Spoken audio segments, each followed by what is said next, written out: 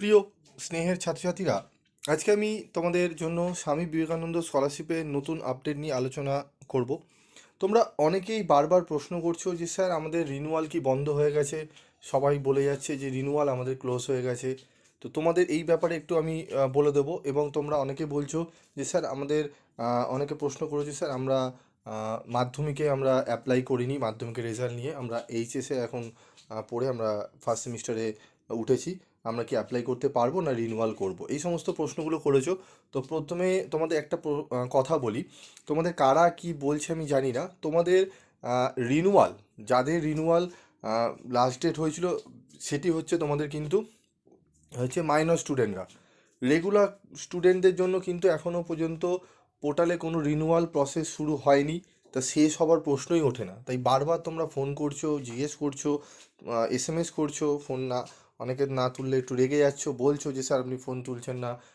যখন ফোন তুলছি তখন তোমরা জিজ্ঞেস করছো স্যার আমরা অনেকে বলছে রিনিউয়াল অফ হয়ে গেছে আর হবে না।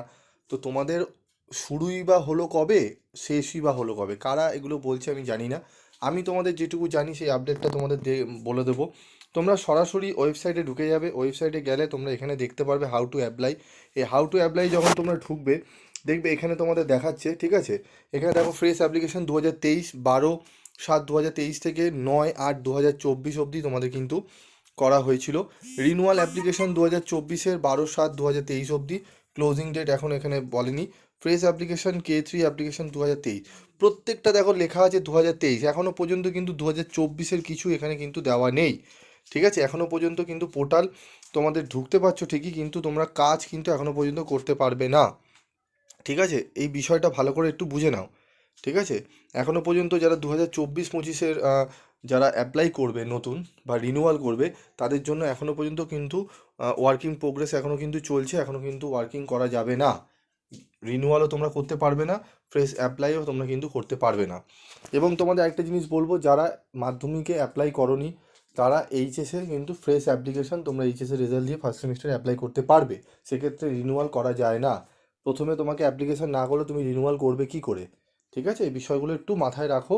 এবং বারবার তোমরা ফোন করছো জানি একটু প্রবলেম হচ্ছে অনেক জায়গায়।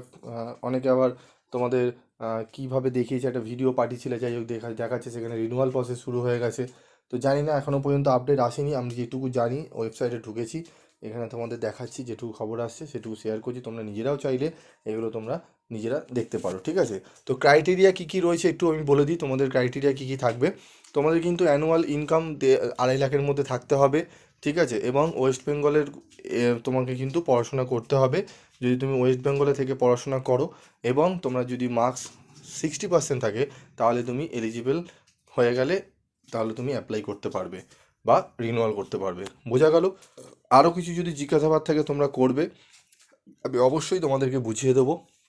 তাতে আমার ভিডিও বানাতে কষ্ট হয়, অনেক কাজ থাকে, তার মাঝখানে আমি তোমাদের জন্য ভিডিও বানাই।